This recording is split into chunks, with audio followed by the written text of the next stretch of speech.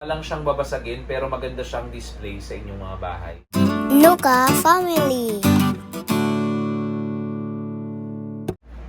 Hey guys, and welcome back to another unboxing vlog. So for today's video, mag-unbox tayo ng Lilios Foggy Birdie Rope. So ito na nga yung itsura niya guys, at kuhang-kuha yung K-pop na itsura. K-pop demon hunter. Yeah. It looks like mystery. Mystery?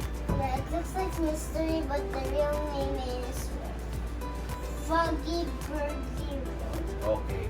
So ito yung itsura guys ng kanyang box sa likod. Buhok lang yung nakalagay dito. At ito na yung side niya. So huwag na natin patagalin guys. Buksan na natin agad yung ating second na Lilios.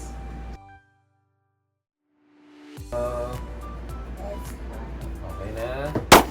So ito na nga guys. Pagka binuksan nyo siya, ito yung itsura ng kanyang card sa harap. Cute. At ito yung itsura ng card sa likod. Yan. Pag inawi nyo siya, para siyang ano? Baboy. Hindi, parang blue. Diba? Smell rugby. It smells like baboy. Yung ito na guys yung una. Yan. Para siya dito may ibon. Yung mga ibon na Nalilipad.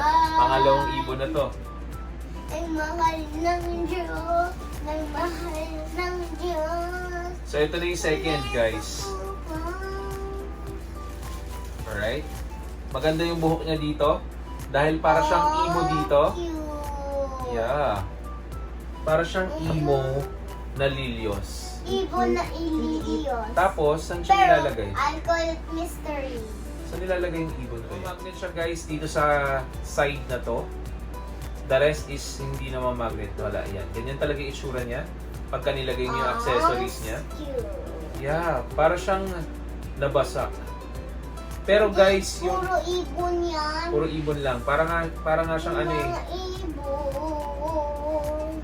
Ayan, no? Kakaiba. So ito na nga guys ay may mga itsura na parang ibon na nakayakap sa kanya. Tapos dito sa paa niya parang itim yung boots niya na may parang may kaparehas to eh. Sino si Dark ano? Pangalan ng Chinay yung Lilios na color black. Yung Dark Rain. Dark Rain. Halos ganun yung kaparehas ng itsura niya. Tapos pagdating sa likod, wala namang masyadong design. Ang tipong magdadala talaga dito guys ay yung tawag dito yung ibon niya na nilalagay na accessories. So check natin guys kung yung numbered siya. Uy, konti lang siya. Ang nakuha natin guys ay 24/200. O, diba? Konti lang siya. Tapos, yan. Pagka nilagay nyo naman siya dito na itatayo naman, mukha lang siyang babasagin pero maganda siyang display sa inyong mga bahay. Lalo na kung nagkukuli ka ng Lilios. So ito na nga guys, ang second Lilios natin, Foggy Birdie Rope. So kung nagustuhan nyo siya, huwag na kayong magkatubili at bumili na kayo ng Lilios Collectibles from Silent Trick. So ito na nga guys. Huwag nyo kalimutan mag-like, subscribe at mag-share ng ating YouTube channel. Bye! Yun!